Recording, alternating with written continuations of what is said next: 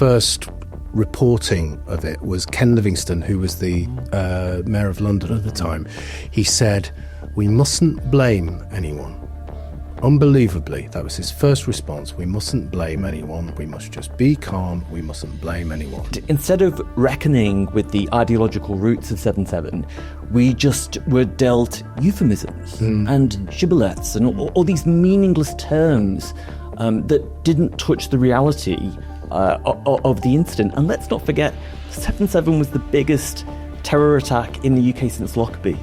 Macron comes to us and gives this bizarre speech, which is all about Brexit. Have you seen any of the transcript? It was all about Brexit. It was like a Ramona on 15 glasses of red wine. But they're already the third biggest party in Spain. They're polling at about 15%. And they have a really strong manifesto, take note reform, on migration. Yeah. And he recently said this week, if I get into power, I am deporting 8 million illegal immigrants.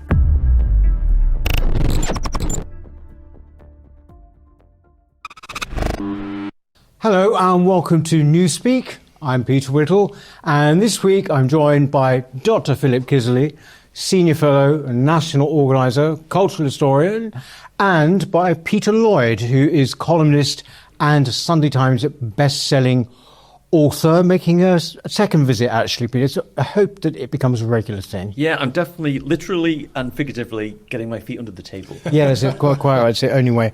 So, anyway, we are going to be looking at the week's news as usual, but before that, Philip is going to tell us about some locals, right? There's lots and lots of stuff happening with locals at the moment. There's pretty much an event every day happening across the. It is. It's summer as well, so yeah. I'm really delighted the way things are going. You should be able to see the events going across your screen at the moment. I'm just going to highlight one or two things, Peter. There's an event tonight, today in Southampton, which is a small conference event. It's called "What the Heck is Going On in Britain?" I think we're all asking that. Charlie Downs is there, Stephen Barrett is there, YouTuber Jeff Taylor is there. We've got the New Culture Forum Book Club as well, that's happening. Tomorrow there is the Birmingham second birthday, so I'll be down in Birmingham to celebrate that. And there is also at the end of the month there's the Oxford launch event. That's happening on July the 29th. So please do get in touch with us and come along to that. We'd love to see you there.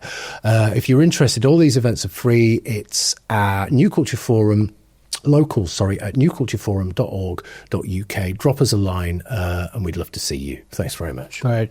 And actually, as Philip said, they should be going, along the bottom of the screen at the moment. So, one might be near you. Be great. Right. This week, we were looking at it was the anniversary of 7/7. Just to recap. On 7th of July 2005. I remember it very, very well. London was attacked. The worst attack that we've had, I think, actually ever, on the transport system. Something like 52 people were killed on the tube and on buses, and they were homegrown Islamic terrorists. Not that you would know from this week, but we'll get to that a bit sooner. Peter, do you remember 7/7? Yeah, I do actually. I remember it vividly. I'd moved to London just about 4 weeks earlier, and I remember I was on the tube travelling to work, and the entire system went down. And although I was relatively new in London, I knew that meant something was seriously wrong. And of course, it just exceeded all my worst fears. And I'm still, to this day, I almost hate to admit it, but I'm still nervous when I ride the tube. It's something I suppress, but especially when somebody who is not white gets on the tube with a large backpack, I am sorry, but I am still nervous. And it's not my fault that I feel that way. And I think that is a reality for a lot of Londoners. Even people who are just visiting the city as tourists, it still has a lasting effect that it resonates deeply. I remember actually at the time, it was very interesting. there's a lot being made about the Blitz spirit. I don't know whether you remember this, but I think that even that term is becoming a bit of a memory now. But then I think this London has shown the Blitz spirit. I didn't see this at all, actually. I thought people reacted, because my family were in London at the time, people reacted as though somehow they didn't know what had hit them. I remember it vividly. I was working in a university at Manchester at the time, and the first reporting of it was Ken Livingstone, who was the mayor of London at the time. He said, "We mustn't blame anyone."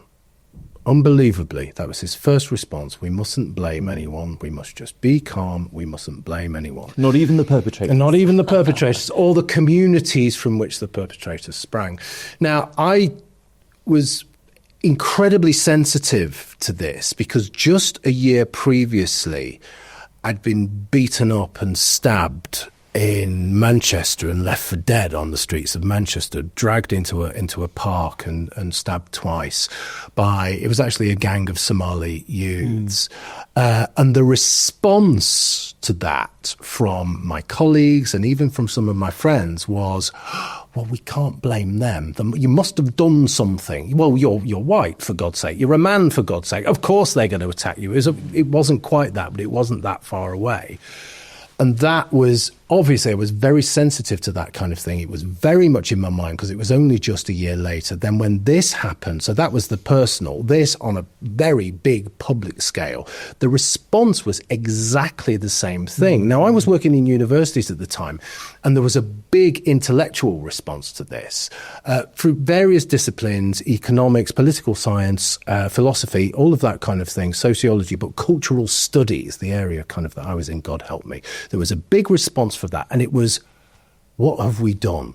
What have we done wrong to make these poor young men act like this? I remember that. And how can we respond to that? Now, all of these things played themselves out again. We never learn anything, do we? All of these things played themselves out again with every other atrocity, but particularly 2007 and the Manchester Arena bombing, which was don't look back in anger, one love, all of that kind of thing.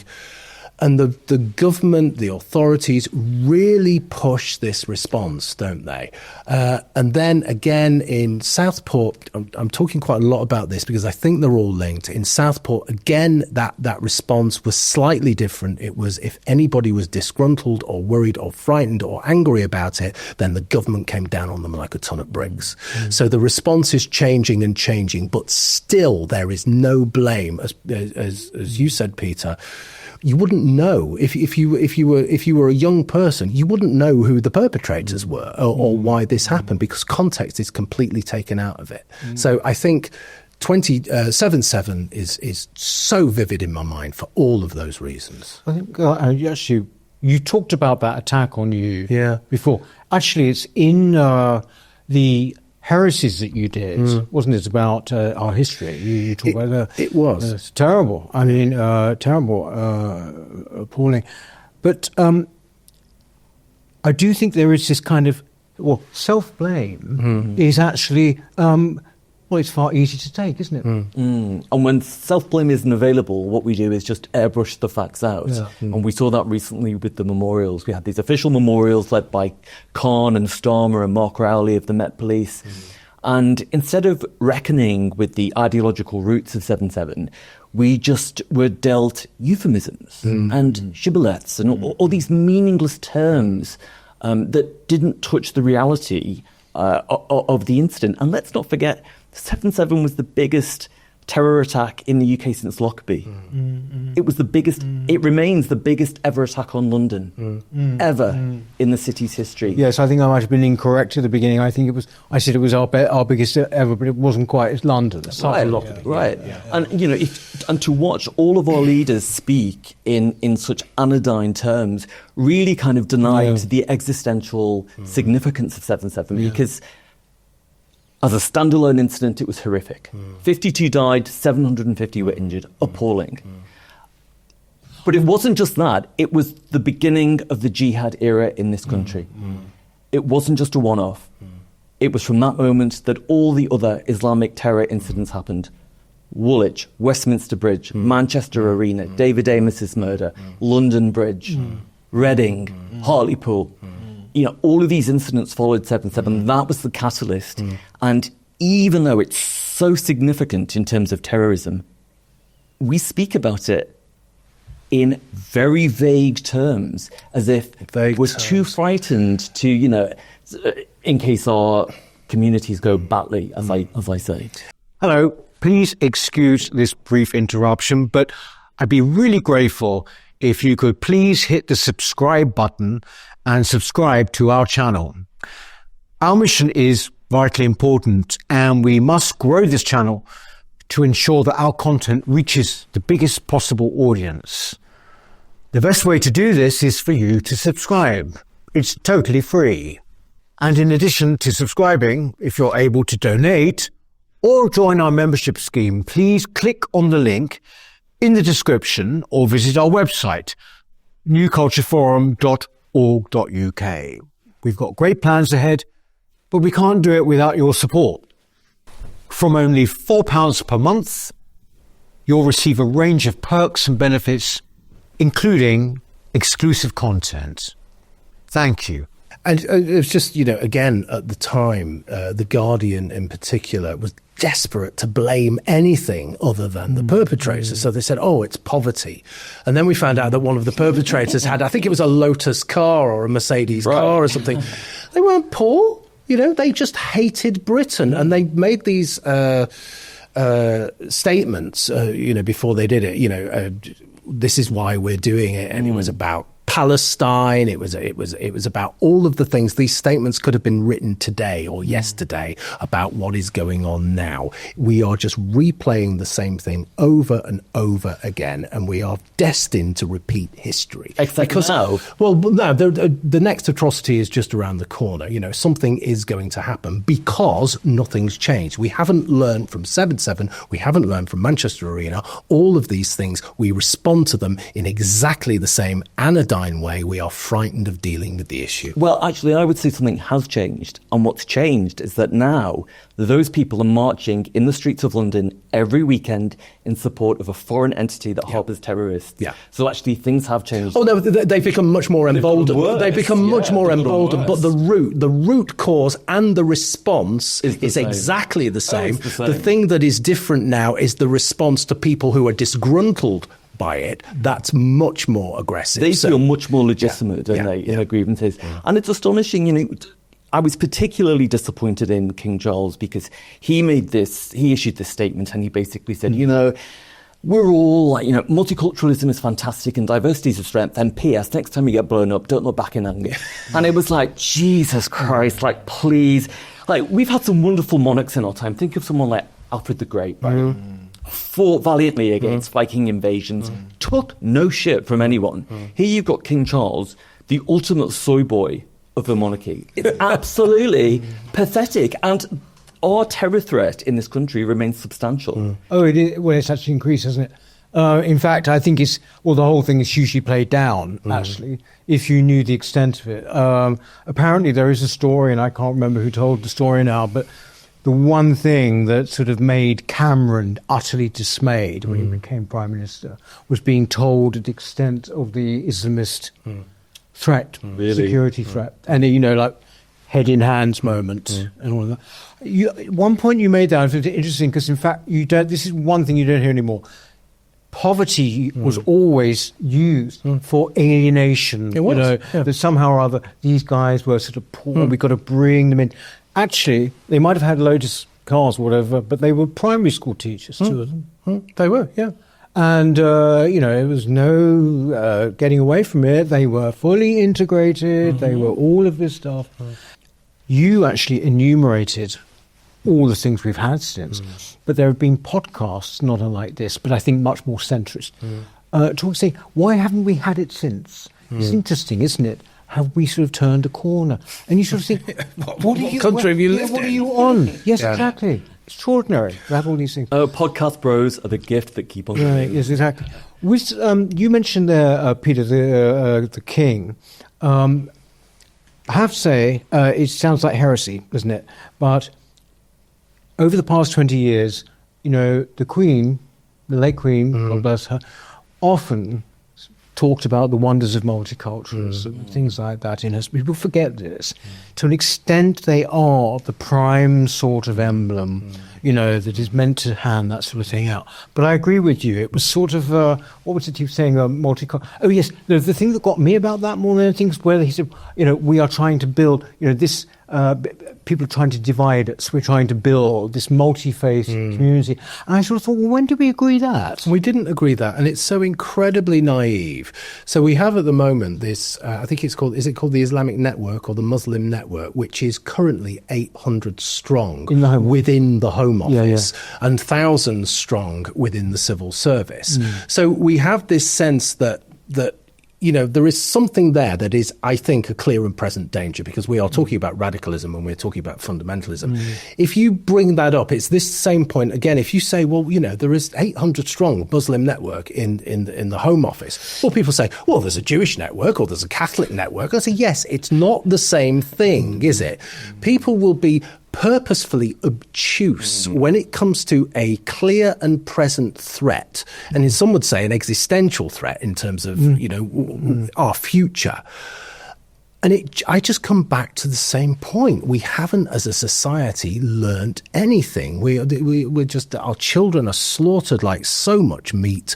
There is, a colonization, I have to say, going on in terms of a religious colonization, because Islam is now seems to be the religion of Britain, because if you talk, we were talking about Eid a few weeks ago, and it was all over the place, and nobody mentioned Easter or any of those kinds of things. So there is something going on here, and it doesn't make you racist, and it doesn't make you Islamophobic to point out that there is a shift happening, and that we need to at least talk about it and address it, and we're not even there. I think what was frustrating for me when I read the King's message was that he could have said something. He didn't have to be spiteful. He didn't have to be blameful. He could have said something that was very much an outreach. He could have just had one sentence in there that said, and to all of our Muslim brothers and sisters out there who may be tempted by fundamentalism, I urge you to reject it and be proud of being a modern Britain.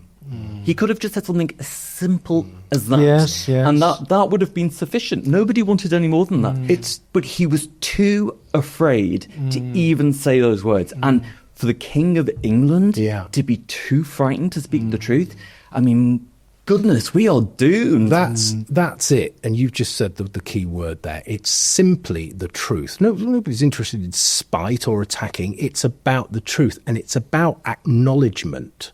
If we don't acknowledge what's going on, we are never going to be able to deal with the danger. We're never going to be able to deal with the threat. And it isn't just the perpetrators. It's what I said before.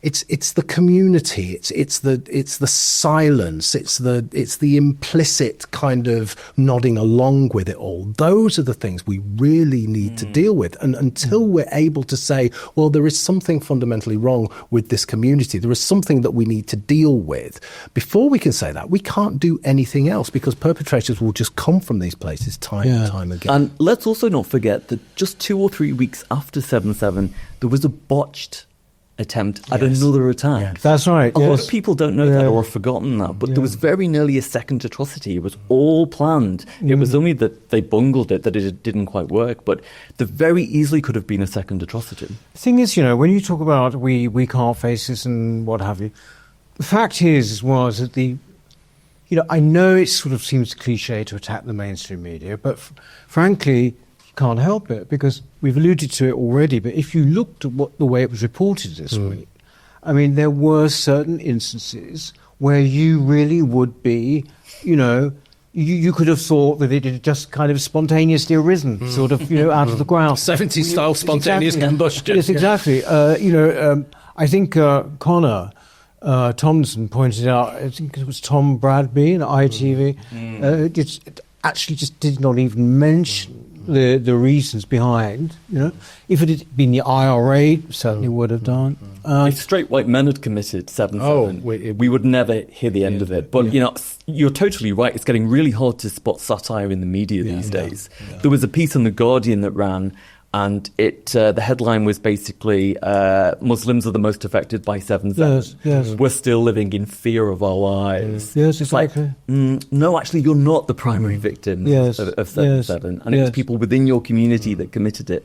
So, I mean, it's maddening, and the whole thing reminds me. Do you remember Norm Macdonald, the comedian? Oh yeah. He posted this brilliant tweet many years ago, and it was very prophetic because he said, what really terrifies me is that imagine if ISIS detonated a nuclear bomb and killed 50 million Americans. Just think of the backlash it gives. You're like, oh my God, he knew what he was talking about. Yes. But you see, where does this take us all? I mean, if you've got our mainstream media, which is still where most people get their information, broadcast media, not so much papers, broadcast media, if they are still sort of taking that line, official line, it's no wonder that there are many people who sit at home, not just young people, but old people. And they say, oh, well, and they don't sort of look into it, do they? I mean, are people seething with frustration and anger at the media about this? Are they? I don't think they're seething. We don't watch it anymore, do we? No, I don't think they're seething with frustration and anger at the media, and they really should be, right? But I don't think they are. But all they need to do, forget the media, all they need to do is look out the bloody window, okay? All they need to do is walk into their city centre. All they need to, because you've talked about this at length and very effectively about Liverpool. I've talked about it about Manchester. You've talked about it about London. We've all made films about these things. Okay, so there is something very evident going on in our city centres. They are changing beyond recognition. They're dangerous places. They're filthy places. And people don't want to go into them. All you have to do is look there and look at what's going on. Forget the media. But people don't do that. And this is the really worrying thing. People will take anything. That's the thing with this country. They will take so much stuff, and it's only when we are beyond catastrophe that people say, oh, well, we better start doing something about this, and oh, we better stop paying the TV licence. No, you should have done that 3 years ago, or 10 years ago, or 15 years ago. And unfortunately, that's the kind of British way. What do you think of the party political response to it this week? I mean, is it right that Camille Badenoch did actually say what had happened at 7/7? She did actually mention Islamist terrorism, I believe, but no one else really did. Oh, but you see, maybe it's not even very important.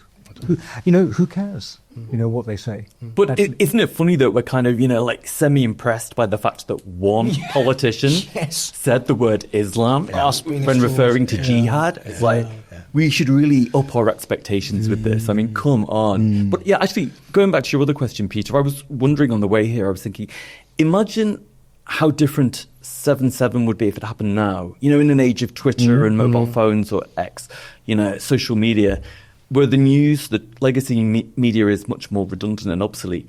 I wonder if we would have a different narrative about it now. I think we would. It's a good point. I mean, there are two things that would back up in a good way, I would say that. First of all, the 2011 riot in London, which was not anything to do with this, but it was just a straight-up riot.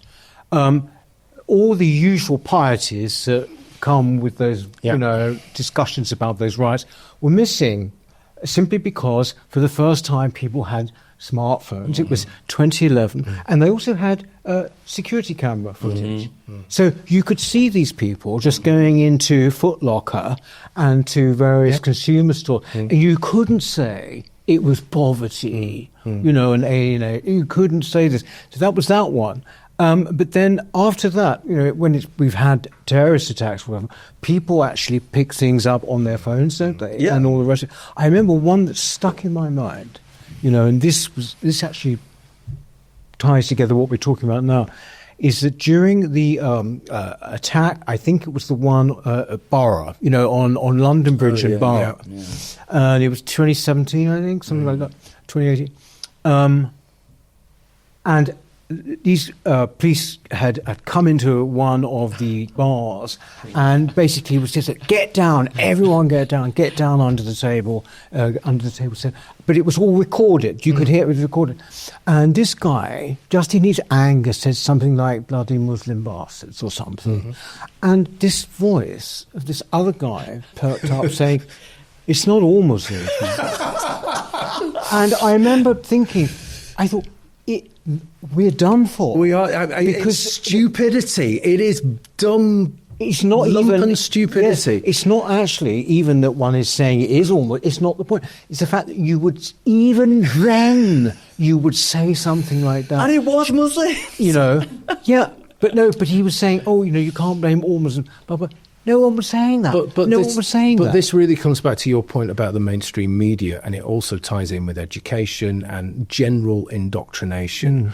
We are so tamed, aren't we, as a society generally, that we will take anything rather than, as you said before, face the truth and confront uncomfortable truth. We just will not do that. And if we don't change, if we don't start doing that, and also at the same time, you were just talking there about various, if this happened now, how would it be different? Well, we had Southport, didn't we, last year? And maybe there's something to be learned there. What we have to do is not only stand up to this kind of stuff, but stand up to the authorities who are now going to very aggressively silence us as well. So it is incredibly difficult. What's really scary is that the threat level has actually increased. Yes. Yeah. I mean, if you apparently the data says that 1 in 100 Muslims identifies as radical. You think, okay, well, so there were 2 million Muslims in the UK 20 years ago when 7/7 happened. Now that figure has doubled, which means that 6% of the population. Right. So Right. So the threat level has increased exponentially since then, and yet still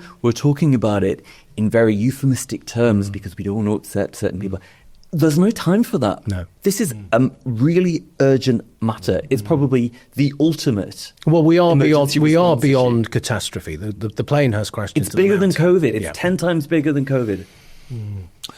Well, you sort of touched there on Southport, which is more of an immigration sort of situation we were talking about, and cities. Immigration was the topic this week. Or one of them, this big state jamboree visit of President Macron, or Macron, as the Americans call him. What did you make of this? The whole thing passed, I mean, spectacularly under my window. I live Literally under your window. It was literally under your window. It was right there. They went all the way around. The whole Pound of Play was played out, and it's aesthetically very beautiful. There's no getting around it. But okay, people think we shouldn't be doing all this for Macron. It's just the name of the game. You put the red carpet out for some terrible people. But Ceausescu and people like that. But what did you make of Charles? We're going to have a knock against the king again. But at this banquet, which I watched, he said he talked about irregular migration. Now, this is a good point, is it not? This is the woke or the left term, is it not, for illegal migration? Irregular migration. Undocumented is the other one, right? But to have the leading public figure, the country emblem of the country saying it is quite something, is it not? Well, it's just emblematic of everything we've just been saying. So I was just looking before, right? In 2018, there were under 300 migrants crossing the Channel for the whole year, right? Under 300, 2018. Good times. It's not that long ago, right? By 2022, that's nearly 40,000. Right? In that short period of time, something happens there, okay, Boris Johnson, etc., something happens there where it's totally transformed and we're completely engulfed. Now we're talking about a one-in, one-out policy where if we're lucky, we might be able to return 50 migrants in a week, to France. Nobody knows how it works. That's the problem. One in, one out. I don't know. Yes. Nobody knows how it works because it's nonsense. Okay, but we're talking at the moment for up to around about, on a bad day, 1,000 people coming into the country every single day. So it is ludicrous. It's not even a sticking plaster on an amputated leg, is it? It's an insult, and it's incredibly worrying. So Macron comes to us and gives this bizarre speech, which is all about Brexit. Have you seen any of the transcript? It was all about Brexit. It was like a Ramona on 15 glasses of red wine, worshipping the EU. It was just ridiculous. It was Brexit, and they're all nodding along, and the disconnect between the establishment there, quite grotesquely, and the British public was really something to see. But right at the heart of that was, Starmer trying to kind of flesh out this agreement that is, we'll send 50 of them a week back. That'll be great. That'll sort it out. That'll be a good headline. You're kidding, mate. Well, do you think that these state visits, do they seem anachronistic to you? Yeah, I was watching it, and it all felt very kind of Antoinette. Oh, really? Yeah, like it was, we're going to have this fabulous banquet in Windsor Castle, and look at all the plebs outside starving to death. Yeah. It was all a bit... You're also expecting Elton John to kind of walk in, He was there. He was there. Yeah, Elton John, Mick Jagger. Yeah. I know Mick Jagger was there. I didn't realise Elton John was there. Well, there you go. No show without. But you see, this is interesting. Again, so this is obsessing me a bit at the moment, this kind of what do people know and what don't they? You say that it was a bit of an Antoinette moment. That's exactly what they always do at these stadiums. But I was watching on Twitter, X, social media, and then you realise there are lots of people who haven't seen one of these banquets before. The last one was in 2014 at Windsor, I think, but the same at Buckingham Palace. It's a very regular thing they do, but people kind of very shocked to see the splendour on the cost. And most people don't know that. I mean, it costs the taxpayer about £400,000. That for one day? Just for the meal. Yeah. The entire trip, Macron's entire 3-day trip, will cost about £2 million. Yeah. Right. And this is at a time, when we've removed the winter fuel allowance, and when we're talking about removing the triple lock on pensions and everything else, removing PIT payments, whatever. It's just very vulgar and in very poor taste. And people say, well, that's what happens with state visits. You got to have the pomp and the ceremony, but that's actually not historically true. Back in, I think it was about 1855, Queen Victoria hosted Napoleon on a state visit, and it was very no frills. It was not an opulent thing. It was very modest. So actually, these state visits, they don't have to be so glitzy and so expensive. For me, it's not the grandeur. I quite on some occasions, I think the grandeur is incredibly important, and in a way, that's what sells the royal family to me. It's the content. It's what they were talking about. It's who they were dealing with. It was all of those things. I'm not that bothered about the cost of the meal in the overall scheme of things. I understand what you're saying, Peter. Actually, obviously, but I'm not that bothered about that. It's just spending it on him and talking about what they were talking about and this ridiculous agreement, which is just going to be so detrimental to us. It's not going to achieve anything. That's the waste for me. Yeah, it's the connection between those two things. It's not the grandeur in itself. If it was a friend of the country, you happily spend on it. Whoa. This is the point. You were having a go at the fact of the state visit and the Antoinette-ish thing and all the rest of it. I was about to ask you, does that mean that you think we should cancel the Trump one?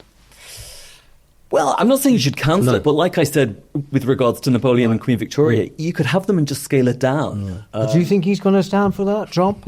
No, certainly not, no. Like, he'll take it personally. He's a working class guy back in his roots. He's fine with all that stuff. I think he's fine. He adores, the people who adore that more tend to be from lower social origins. They do. They're the ones who always come out for it. Whereas it's actually your middle class who are far snootier about it. And in a way, that's why I say I don't mind about the grandeur. Yeah. The grandeur is good, but it's the content. The reason, the raison d'être for it all, which really grates with me. Yeah. You obviously populism is a is what is a French insult, isn't it? Like talking about French here, and to say something is populaire is like ugh, disgusting, right? But we have our version of it. Spain has really gone for it in a big way. Over to you, Peter. Yeah, they've got their own own Rupert Lowe. Right, okay. Lucky Spain. I love Rupert, so Right. lucky Spain. Yeah, no, so there's this guy called Santiago Abascal, and he's the leader of the Vox party in Spain. And they're a relatively new party. They're only about 10 years old, but they're already the third biggest party in Spain. They're polling at about 15%.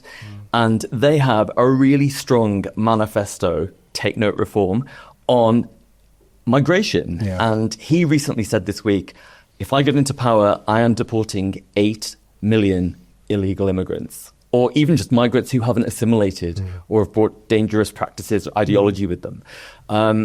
And this has really resonated with a lot of people. I mean, I suppose you could say it's flamenco music to their ears, but, it's really resonated. And what's happened is it's very similar to reform in the sense that it's shaping the policy between the two main parties. Right. So at the moment you have the Prime Minister is Pedro Sanchez, and he's hardline socialist, but his party is failing like Starmer is here.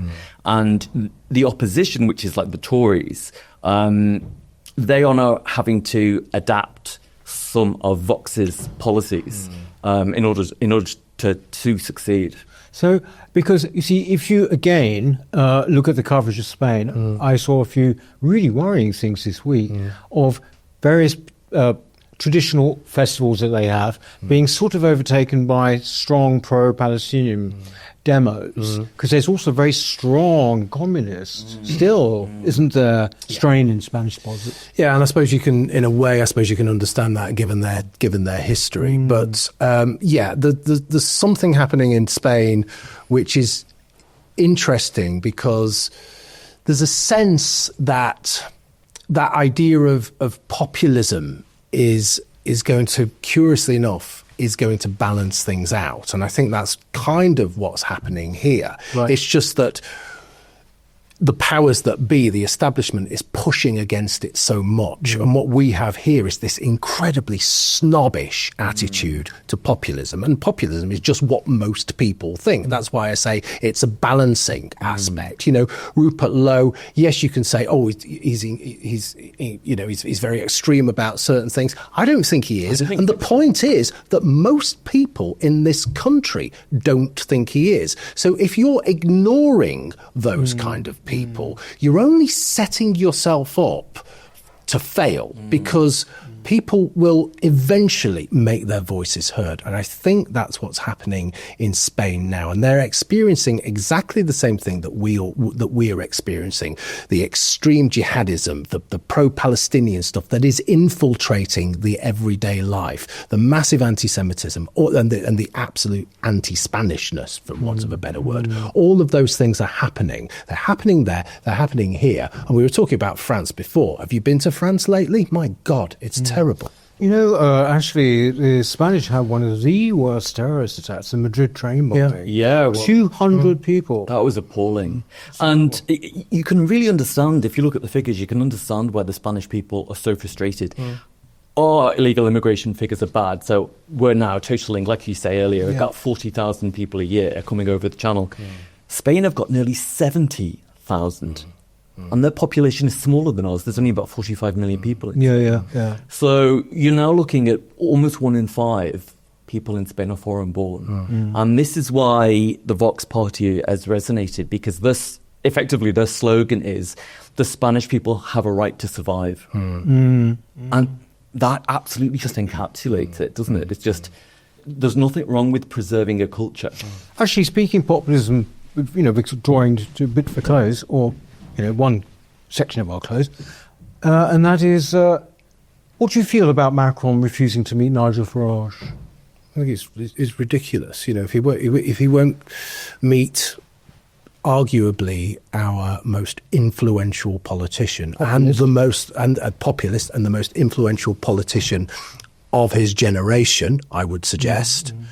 Then, frankly, he just shouldn't be here. Well, I mean, do you have any view on it? I mean, because some of the broadsheet papers were sort of quite seriously saying he will regret this because he's actually kind of popular, he was a populist and all that, but he is the unofficial leader of the opposition, is he not? I was actually pleased that Macron did that because he will live to rue the day. Yes, and that's going to be delicious. Well, there's an echo, isn't there? Do you remember when Angela Rayner, David Lammy were saying, Donald Trump is literally Hitler, or he is a Nazi, and then they have to go cap in hand and say, hello, President. Yeah. It's that kind of thing, isn't it? Right. I think so. Actually, also purely from a kind of optics point of view as well. I hate that, but people use the term now. Fact is it's quite good, isn't it, for Nigel Farage to still be seen as a bit of a outsider, badge of honour, don't you? We're going to actually carry on talking a little bit more, particularly about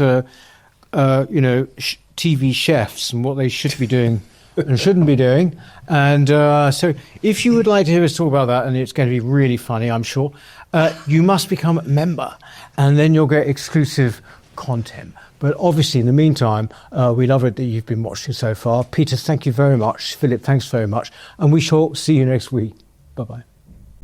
Our mission at the New Culture Forum is and always has been to defend and celebrate Britain's history, culture, and its people, and indeed Western civilization, at a time when both are under sustained attack. We have grown from small beginnings to become the country's most influential right-leaning cultural think tank. Our content is watched and read by some of Britain's most influential political figures. But now, we need your help.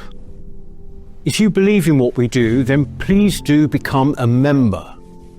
For as little as £4 a month, you can make a vital contribution to what we do.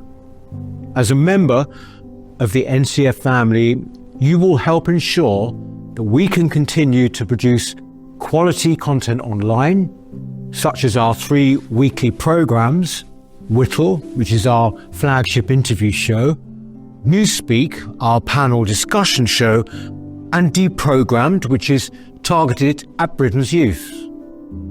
As you probably know, in addition, we produce important documentaries, such as our critically acclaimed 6-part series, The West, a stunning celebration of the history and genius of Western civilization, and our ongoing documentary series, Heresies, with hard-hitting episodes tackling subjects such as immigration, gender ideology, and BBC bias. But the New Culture Forum is much more than a YouTube channel. We don't just complain about Britain as it is, we provide real solutions and clear policies on how we can push back against the madness and restore sanity to this nation. Our presenters are now highly sought after and have become familiar faces across the media. Our prestigious annual Smith Lecture and our regional and indeed national conferences have attracted world-class speakers. Perhaps most importantly, we are the only organisation on the right of politics that has launched a national movement without actually being a political party. And uniquely, through our NCF Locals programme, we've established some 30 active branches in towns and cities right across the nation, from Edinburgh to Exeter, and with many more on the way. We're very proud of what we've achieved, and our members have made it possible. In return, our members receive access to exclusive content, invitations to private events, free or discounted tickets to our conferences and lectures, free copies of our books, and much more.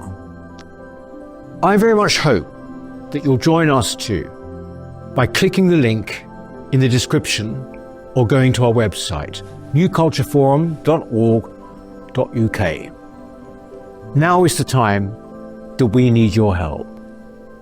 Thank you.